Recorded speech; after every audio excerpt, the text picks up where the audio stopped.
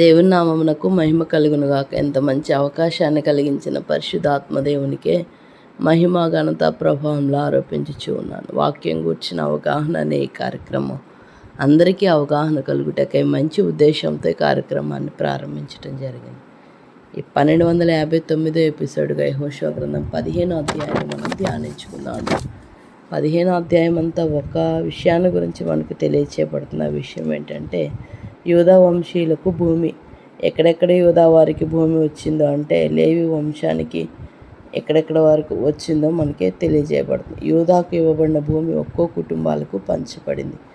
ఆ భూమి ఎదోము సరిహద్దు వరకు, దక్షిణాన తేమాను, చివరన సీను అరణ్యం వరకు ఉంది. యూదా భూమికి దక్షిణ సరిహద్దు మృత సముద్రం దక్షిణ కొనలో మొదలవుతుంది.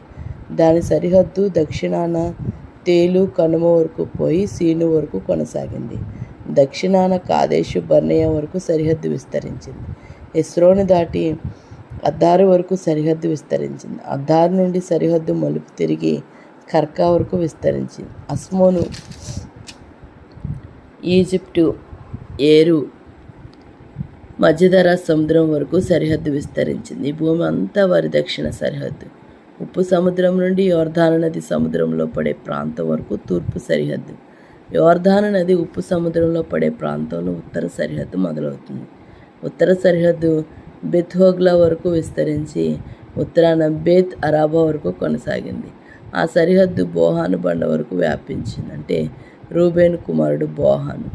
ఆ తర్వాత ఉత్తర సరిహద్దు ఆకోరు లోయ నుండి దేబీరు వరకు కొనసాగింది. అక్కడ ఆ సరిహద్దు ఉత్తరానికి తిరిగి గిల్గాలు వరకు వ్యాపించింది. అద్దోమి పర్వతాల మధ్యగా పోయే మార్గం మీద ఉంది. గిల్గాలు అది ఏటికి దక్షిణాన ఉంది. ఎన్ షేమేషు నీళ్ల వరకు సరిహద్దు వ్యాపించింది.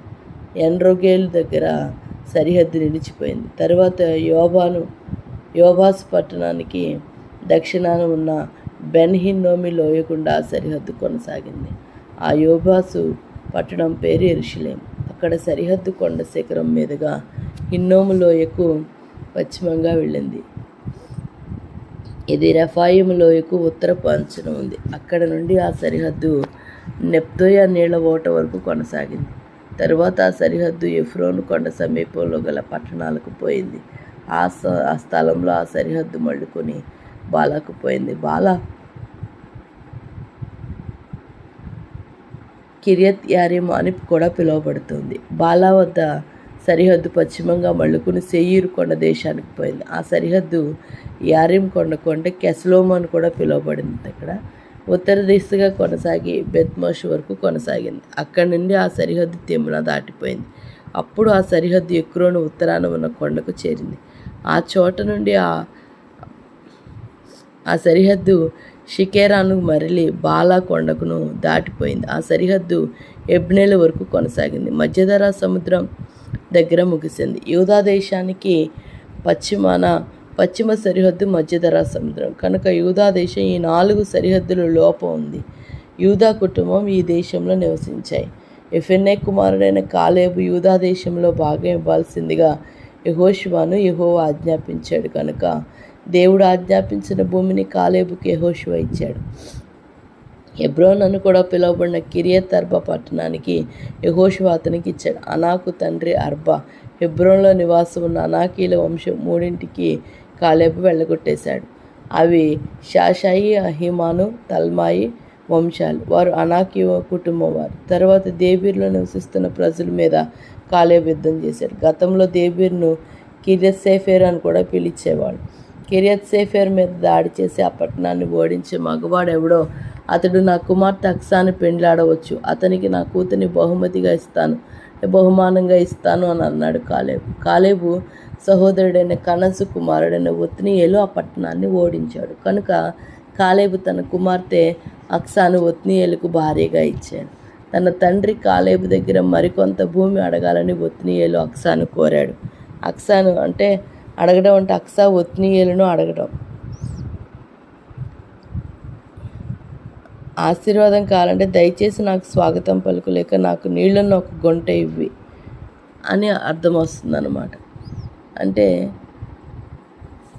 నీరుగల భూమి నాకు కావాలి, నీవు నాకు నెగేవులో ఇవ్వాలి, ఇచ్చిన భూమి ఎడారి భూమి కనుక నీటి ఊటలు గల భూమి నాకు ఇవ్వాలి అని అక్సా జవాబిచ్చింది. కనుక మెరకలోను పల్లంలోను నీటి ఊటలు గల భూమిని కాలేబు ఆమెకి ఇచ్చాడు.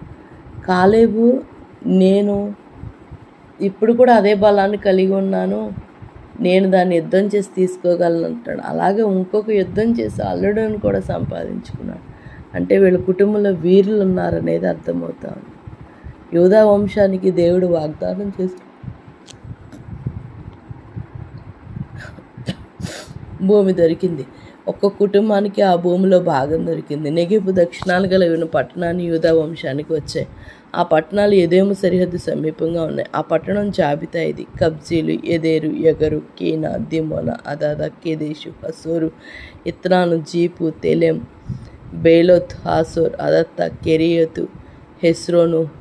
హాసోర్ అని కూడా పిలువబడుతుంది. హెస్రోను అమాము, షమ, మొలాద, అసర్గద్ద, హెష్మోను, బెత్పెలేతు, అసతు, షువాలు, బేర్షెబా, బిజ్యోత్య, బాలా, ఇయం, ఎజేము, ఎల్తోలద్, కెసిల్, హోర్మా, సిగ్లగు, మద్మన్న, ససన్న, లెబాయోతు, షిల్హిం, అయన్ మరియు రిమ్మోన్ మొత్తం మీద 29 పట్టణాలు, వాటి పొలాలు ఉన్నాయి. పడమటి కొండ దిగువల్లో కూడా యూదా వంశం వారికి పట్టణాలు వచ్చాయి. ఆ పట్టణం జాబితా ఇది: ఎస్తాయేలు, జోరియా, అష్నో, జానోహా, ఎన్గాలిము, తప్పుయ, ఎనాం, ఎర్ముత్, అదుల్లాము, సోకు, అజేకా, షరాయిం, అదితాయిము మరియు గెదెరతాయిము అని కూడా పిలువబడింది. మొత్తం మీద 14 పట్టణాలు, వాటి పొలాలు.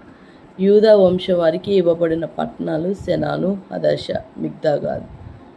మిగ్దల్గాదు, దిలాల్, మిస్సే, యోక్తాయేలు, లాకిషు, బొస్కతు, ఎగ్లోను, కబ్లోను, లహ్మాను, కిత్లీషు, గెదెరోతు, బెత్ దాగోను, నయమ మరియు మక్కేద. మొత్తం మీద 16 పట్టణాలు మరియు వాటి పొలాలు.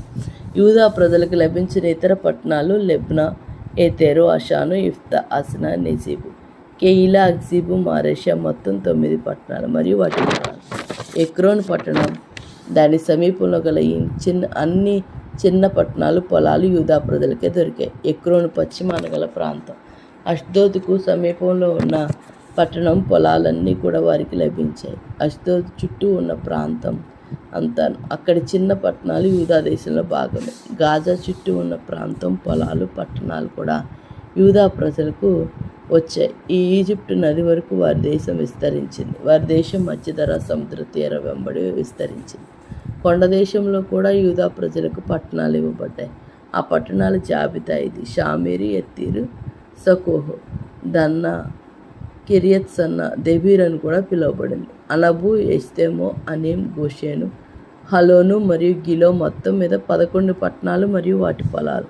యూదా ప్రజలకు ఈ పట్టణాలు కూడా ఇవ్వబడ్డాయి: అరబు, ధూమా, ఏషాను, ఎనీము, బెత్తపూయ, అఫేక, హొమాత, కిరియత్ అర్బా, హెబ్రోన్ అని కూడా పిలువబడింది. మరియు సీహోరు. 19 పట్టణాలు, వాటి పొలాలు ఉన్నాయి. ప్రజలకు ఈ పట్టణాలు కూడా ఇవ్వబడ్డాయి: మయోను, కర్మేలు, జీపు, యుట్టా, ఇజ్రాయేలు, యొకేదియా, జనోవా, కయీను, గిబియా మరియు తిమ్నా. మొత్తం మీద 10 పట్టణాలు మరియు వాటి పొలాలు. యూదా ప్రజలకు ఆ పట్టణాలు కూడా ఇవ్వబడ్డాయి: హల్లుహూలు, బెత్సూరు, కెదోరు, మారాతు, బెతనోతు మరియు ఎల్తెకోను. మొత్తం మీద అవి 6 పట్టణాలు మరియు వాటి పొలాలు. రబ్బా, కిరియత్యారిం అని కూడా పిలువబడుతుంది. 2 పట్టణాలు కూడా యూదా ప్రజలకు ఇవ్వబడ్డాయి. యూదా ప్రజలకు ఎడారి పట్టణాలు ఇవ్వబడ్డాయి. ఆ పట్టణాల జాబితా ఇది: బెత్ అరాబా, మిద్దీమా, సెకాకా, నిప్షాను, ఉప్పు పట్టణం మరియు ఎన్గేది. మొత్తం మీద 6 పట్టణాలు మరియు వాటి పొలాలు. యెరూషలేములో నివసిస్తున్న ఎటోసి ప్రజలను యూదా సైన్యం బయటికి వెళ్ళగొట్టలేకపోయింది. కనుక యెరూషలేములోని యూదా ప్రజల మధ్య యెబూసీ ప్రజలు నేటికి ఇంకా నివసిస్తూనే ఉన్నారు. యెరూషలేములో నివసిస్తున్న యెబూసీ ప్రజలను యూదా సైన్యం బయటికి వెళ్ళలేకపోవడం వల్ల యెరూషలేములో ప్రజలు ఇంకా యెబూసీ ప్రజలు నేటికి కూడా నివసిస్తూనే ఉన్నారు. అంటే యూదా వారికి వచ్చిన ఆ వంశం వారికి వచ్చిన సరిహద్దులను చూస్తే మనకి ఇవన్నీ అర్థమవుతా ఉన్నాయన్నమాట. అంటే న్యాయాధిపతులు 1వ అధ్యాయం 11 నుంచి 15 వరకు, అలాగే ఈ అధ్యాయంలో 15 నుంచి 19 వరకు మనం చూస్తే ఇక్కడ అక్సాన్ గురించి కూడా మనకు తెలియచేయబడతాం. ఈ విధంగా యూదా వారికి వచ్చిన వారి యొక్క పట్టణాలు, వారి యొక్క ఆస్తులను గురించి ఇక్కడ మనకి తెలియచేయబడతాం. దేవుడు ఇన్ని పట్టణాలను వారి కొరకు సిద్ధపరిచారంటే కేవలం అది దేవుని ప్రణాళికని మాత్రమే మనం నమ్మాలి. కాబట్టి అక్సాకు ఒక పోరాడే ఒక వ్యక్తి, ఒత్నియేలు అనే వ్యక్తి వచ్చాడు. ఆయన రక్షకుడుగా మరి ఆ కుటుంబాల్లో సంపూర్ణమైన విడుదల కొరకు ఆ యుద్ధం చేసినట్లుగా మనం చూస్తూ ఉన్నాం. తన యొక్క మామగారు యుద్ధం చేసి గెలుచుకున్నాడు. దానిని కాకుండా ఇంకా ఒత్నియేలు కూడా సహాయం చేసి యుద్ధం చేసి గెలుచుకుని మరి భార్యను సంపాదించుకున్నాడు. అదే కాకుండా ఇంకా నాకు పల్లపు మడుగులు ఇమ్మని వారు అడిగినప్పుడు వారికి కావలసిన వాటిని కూడా అతను ఇచ్చినట్లుగా మనం చూస్తాము. ఒకవేళ నువ్వు ఏది అడిగినా నీకు ఇవ్వాల్సిందే కాదు, నువ్వు అడిగిన దాన్ని కూడా దేవుడు ఇవ్వడానికి సిద్ధపడుతూ ఉన్నాడు. ఎప్పుడంటే ఒక నమ్మకంగా, వీరుడుగా పోరాడే ఒక వ్యక్తిగా నీవు ఉన్నప్పుడు ఖచ్చితంగా నీ జీవితాన్ని ఆయన బలపరిచి నిన్ను వాడుకొని అనేక మందికి ఆశీర్వాదకరంగా నిలబెట్టబోతా ఉన్నాడు. కాబట్టి అటు కృపను పరిశుద్ధాత్మదేవుడు మన అందరి కుటుంబాలకు అనుగ్రహించుగాక. ఆమేన్. ఈ ఉదయకాలం చిన్న ప్రార్థన చేసుకున్నాడు. మహోన్నతుడ, సర్వాధికారి తండ్రి, నీకే వందనాలు. ఈ ఉదయకాలమున ప్రభువు ఈ మాటలు వినిపింపచేసినందుకు వందనాలు. నీ బిడ్డల్ని ఎప్పుడు ఎన్నడూ సిగ్గుపరిచే దేవుడవు కాదు నాయన. అయ్యా, నీవు ఆశీర్వదించే దేవుడవు తండ్రి. నువ్వు మాట ఇస్తే తప్పనిసరిగా చేసే దేవుడవు నాయన. సహాయం చేయండి. మాటనిచ్చిన వాడు నమ్మదగిన వాడవు తండ్రి. అలాగే ప్రభు, ఈ ఉదయకాలం ఈ మాటలు వింటున్న మా జీవితాల్లో కూడా అయ్యా ఇంకా నీ సన్నిధిలో పోరాడే శక్తిని మా అందరికీ దయచేయమని, మీ చిత్తం మాత్రమే మా జీవితాల్లో నెరవేర్చు. మీకు మాత్రం మహిమ చెల్లిస్తా ఉన్నాం. వెనుక ఉన్నవన్నీ మర్చి ముందున్న వాటి కొరకు వేగిరపడుతూ ఈ రాత్రి సువార్త కొరకు మేము కూడా ప్రయాసపడే భాగ్యాన్ని మా అందరికీ దయచేయము. మీ చిత్తం మాత్రమే నెరవేర్చాలి. ఎవరి గురించి విజ్ఞాపన చేయాలి, ఎవరి గురించి నీ సన్నిధిలో ప్రాధాయపడాలి, ఎవరి గురించి నీ నామాన్ని మహింపరచాలో తెలియచేయాలి, ఎవరిని సన్నిధికి నడిపించాలో తెలియచేయాలి. మాతో మీరు మాట్లాడినందుకు వందనాలు. మా ప్రాణాత్మ దేహంలో మీ సొంతం చేసుకుని మీ చిత్తం మాత్రమే మా అందరి జీవితాలను నెరవేర్చి మా తరతరాలకి మీరే దేవుడిగా ఉండమని కోరుకుంటూ యేసు నామములో అడిగి పెట్టుకుని ప్రార్థించి ఉన్నాను తండ్రి. Amen. Praise Lord. God bless you. అందరికీ వందనాలు.